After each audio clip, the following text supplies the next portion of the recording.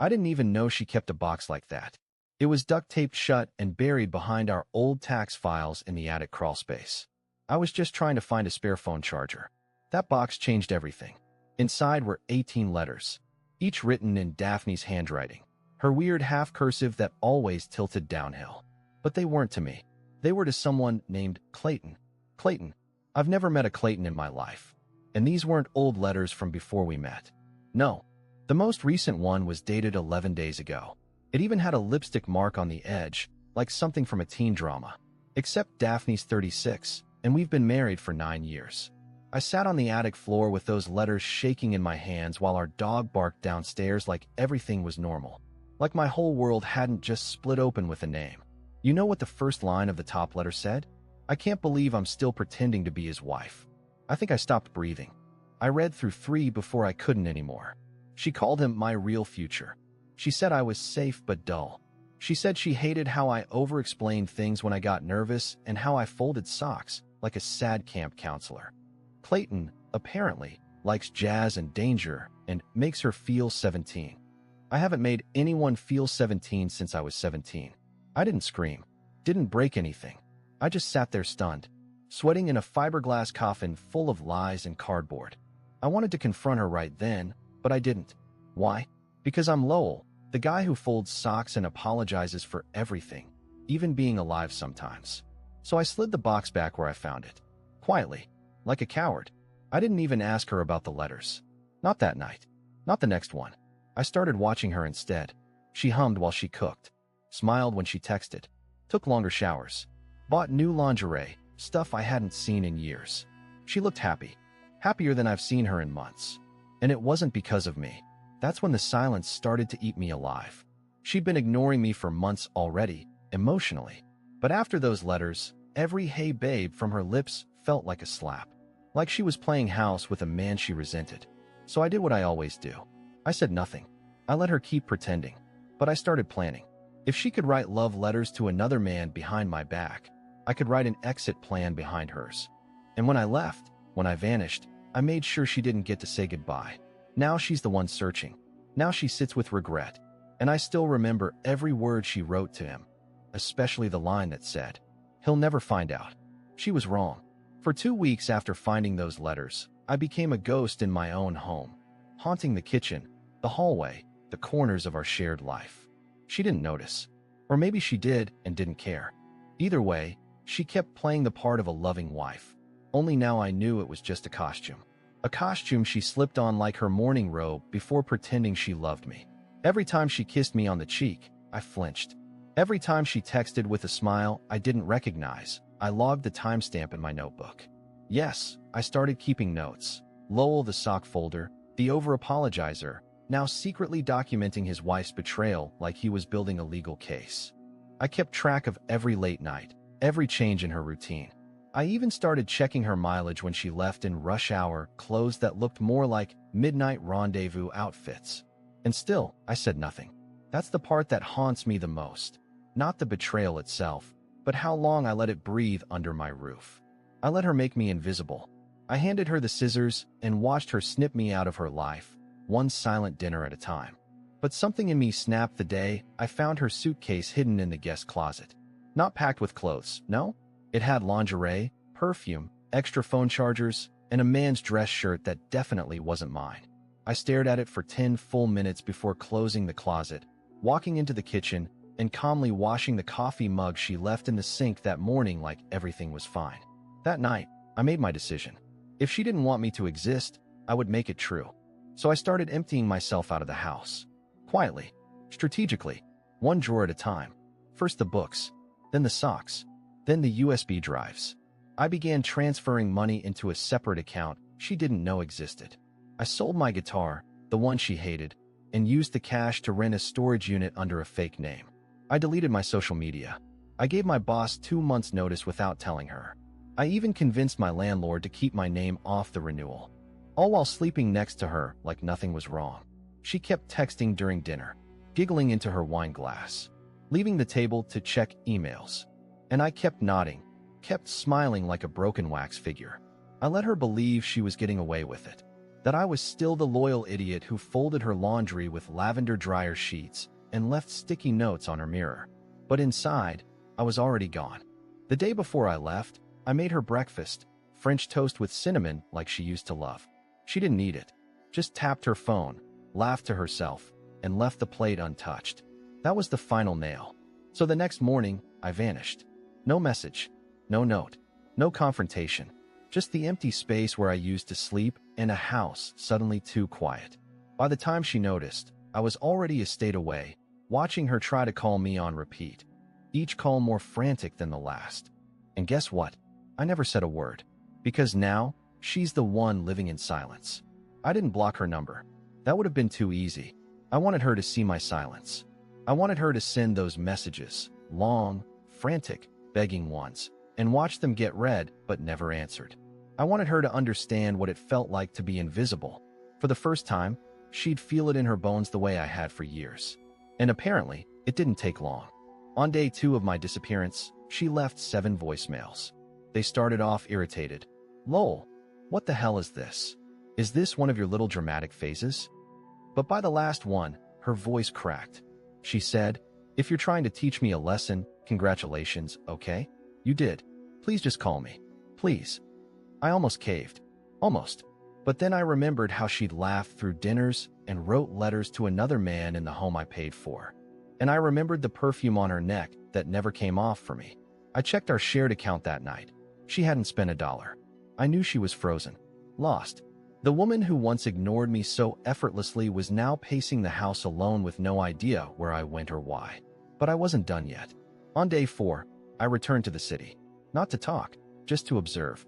I parked in the Walgreens lot across from our condo, wearing a baseball cap and hoodie, watching from behind tinted glass. And there she was, my wife, Daphne the Unreachable, standing on the front steps, barefoot, hair a mess, talking to a delivery guy like she'd just come down from a panic attack. I watched her take a package, close the door, and then reappear seconds later, just standing there, looking left and right, like she thought I might walk back down the street with groceries and a dumb apology. I didn't. I just watched. That night, she called my sister, then my old boss, then a guy I hadn't spoken to since high school who somehow had my number saved as Lowell, quiet friend. She was scraping for clues. I smiled, alone in my motel bed, hearing her desperation seep through the walls of the life she once built without me in mind. Day 6, she went to the police. I found out from a mutual friend, said she reported me missing. Unusual behavior, she told them. Depressed lately. Possibly unstable. That last part burned. Unstable? I wasn't unstable when I packed her lunch and left gas in her car. I wasn't unstable when she rolled over in bed and turned her back for the 100th time without so much as a good night. But now that I was gone, now that I was silent, that's when I became a threat? No, I was done being her shadow. So I did something I never thought I would. I sent her a letter. No return address. No name. Just typed words on paper. You ignored me for years. Now you know what it feels like.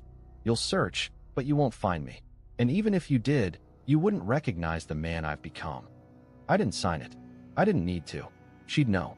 And based on the explosion of text that followed 2 days later, she definitely did.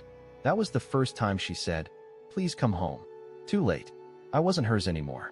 There's something about betrayal that makes you want to witness it with your own eyes, even if you already know the truth. I'd read the letters. I'd seen the patterns.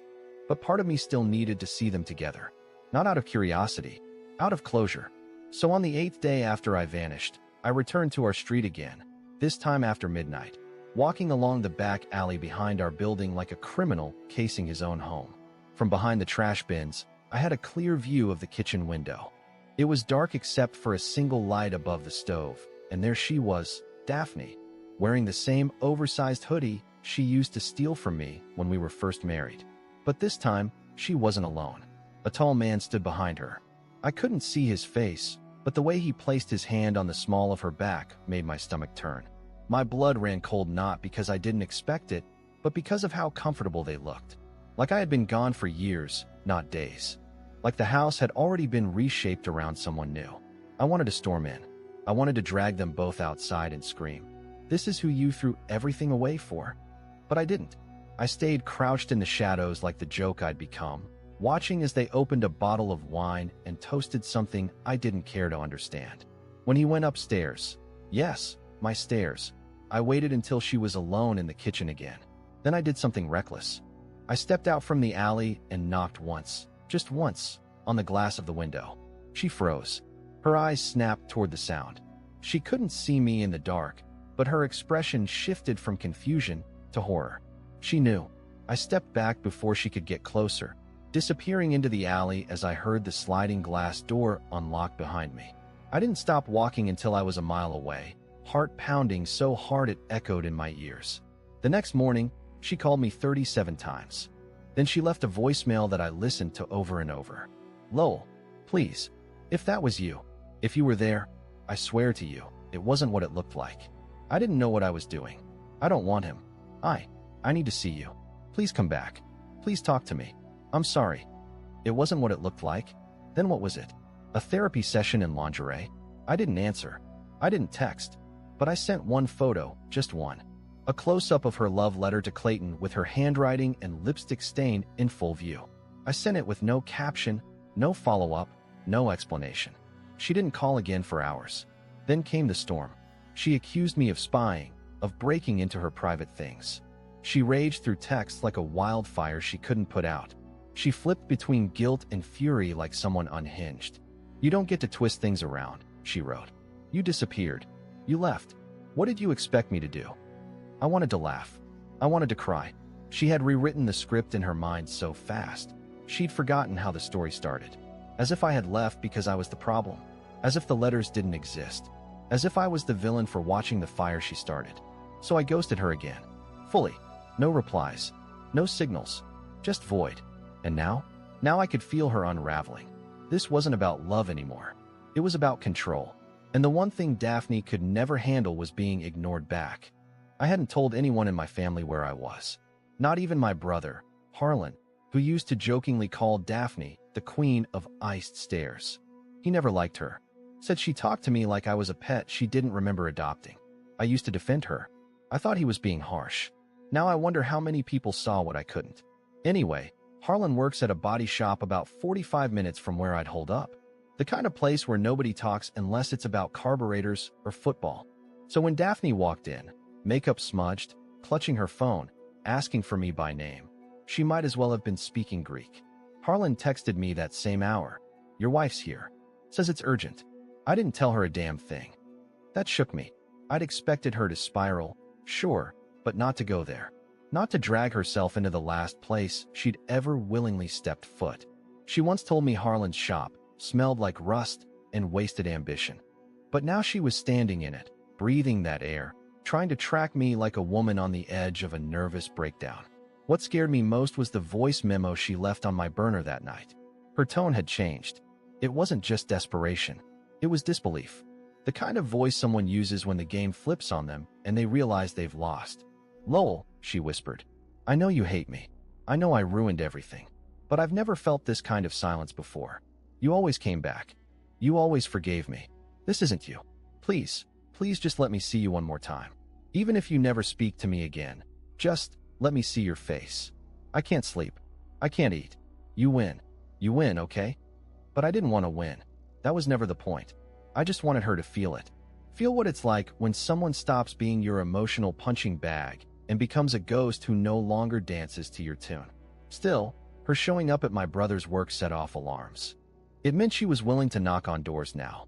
That she was done pretending this was just a fight. That she was spiraling. And spiraling people are unpredictable. So I took precautions. I left the motel and moved into a temporary rental under a fake name. Used cash. Switched phones again. I cut ties with anyone who might slip, even accidentally. I went full shadow mode. But here's where it got truly twisted. 3 days later, Harlan called me again. You're not gonna believe this, he said. She's back. With a guy? What guy? I asked, already knowing the answer. He paused. I don't know his name. Tall. Tries too hard. Smells like expensive soap. Said he's her friend, helping her search. Clayton. It had to be. She brought him? To my brother? That was when it hit me. She wasn't just looking for me anymore. She was trying to rewrite the narrative. If she could frame this as a concerned, heartbroken wife searching for her mentally unstable husband, then she wouldn't be the villain. She'd be the victim. And Clayton? Just the loyal confidant helping her put the pieces back together. I could almost hear her saying it to people. Lowell just snapped. He wasn't doing well. I tried so hard to hold the marriage together, but he kept pulling away. It made me sick. She wasn't trying to find me. She was trying to erase what she did. I knew right then what I had to do next. But it wasn't going to be loud. It was going to be surgical. I never planned on contacting her again, not directly. But after she showed up at my brother's job with her so-called friend, I realized that staying silent wasn't enough anymore. Daphne was trying to rewrite the past, to scrub out the betrayal, the gaslighting, the letters to Clayton, all of it, and turn herself into the abandoned, loyal wife. It wasn't just insulting. It was dangerous. Because if she said it enough times, someone might believe her. People do that. They side with the loudest grief, not the truest one. So I decided to remind her, and anyone else who might start believing her version, exactly what she'd done. I didn't send a rant. I didn't send a voicemail. I sent a carefully edited 2-minute video file. It opened with a slow pan of the box I'd found in our attic. I filmed it from overhead, no narration. Just the sound of paper rustling as I flipped through letter after letter addressed to Clayton. I didn't show her name or mine, but I did show her handwriting, her dates, her closing lines, the one that read, "The life I have is stable. The life I want is you." The second half of the video cut to the suitcase in the guest closet. I zoomed in on the men's dress shirt, then the perfume bottle, then the receipt tucked into the pocket from a motel 20 miles away. The timestamp read 3 weeks before I vanished. The final shot was simple, the bedroom light on, the sheets rumpled, and my wedding ring placed on the pillow. That was it. No words, no face, just facts. I uploaded it to a private cloud link and texted it to her burner number. I knew she'd click. Curiosity's a cruel drug, and I made sure I'd be nearby to watch her reaction in real time. Yes, I stalked my own wife. Call it what you want. I called it justice. She was staying in a temporary rental on the west side by then. I parked across from the complex and waited. I knew the layout well. My friend Roy used to live there years ago. The windows all faced the main street. At exactly 6:14 p.m., her living room light switched on. A minute later, I saw the bluish glow of a screen against the blinds. She was watching. 10 seconds in, she stood up. At 30 seconds, she covered her mouth. By the end of it, she staggered back like she'd been hit. Her knees buckled, and she sat on the floor, clutching her phone like it might explain itself. And that, right there, was the moment it stopped being a game. She called me 5 times in the next 10 minutes. I let them ring. Then she sent a message that said, "Please, I need to talk. I messed up. I know that now. You don't understand how lonely I was. I never meant to hurt you. I was stupid. I miss you. I miss us. Then, can you at least tell me where you are? Then, I'll do anything. Just talk to me." And then nothing. The silence stretched into the night. For the first time, I had all the power, and I hated how good it felt. But I wasn't finished. Not yet. Because if she thought a few tears and a confession would buy back the years she spent erasing me from her life, she still didn't understand what she'd truly lost. I could have let her sit in that silence. I really could have. But Daphne wasn't done. She wasn't just desperate to get me back. She was desperate to repair her image. And I learned the hard way that when someone like her loses control, she doesn't take responsibility. She creates a new version of the story, one where she's the misunderstood, heartbroken wife, and I'm the unstable, reclusive man who couldn't handle a strong woman. I wasn't prepared for what happened next.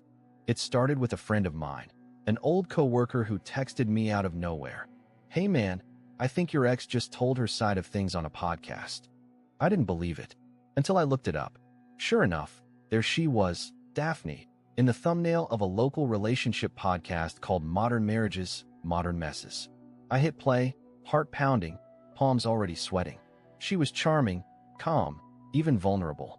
She talked about how some men shut down instead of speaking up, and how emotional abandonment can feel worse than betrayal. She never said my name, but the timeline she gave, the vague references, the fact that she woke up one day and he was gone, no note, no warning, no goodbye. It was me. It was us. And then she said the thing that nearly made me put my fist through the motel dresser. I tried everything to reach him. I even showed up to his family's place. I cried. I begged. but you can't force someone to be present. I just hope he's okay wherever he is. I was shaking, not from sadness, from rage. She knew what she'd done. She knew who Clayton was. She knew about the lies and the letters and the suitcase. And yet there she was, painting herself as the victim on a podcast that probably had 20 listeners. But it wasn't the size of the audience that mattered. It was the principle. She wasn't just rewriting the story for the public. She was doing it for herself. So she could sleep better. So she could look in the mirror and say, I tried. That's when I realized something. She'd never admit the truth. Not even to herself. People like her don't feel guilt the way we do. They feel inconvenience. Regret. Maybe. But only because they got caught or lost something they thought would always be there. So I sent her one final message. Not a letter. Not a voicemail. A private video link to a new recording. This time, with my voice in it. I kept it short. 1 minute. Just me, sitting in front of the camera. I said, you spoke your truth. Now let me speak mine. I was there, Daphne. I was there every single day. I waited. I begged. I stayed. And you didn't see me. You wrote to him while I warmed your car. You lied while I built a life around your silence. You're not heartbroken. You're humiliated. You lost me, not because I disappeared, but because you were never looking for me in the first place. And then I ended it with a smile, tight, tired, and free. I clicked send and logged out of that account for good. I don't know if she cried. I don't know if she threw her phone across the room or showed it to Clayton or replayed it 100 times until she memorized every pause in my voice. But I know one thing. She watched it.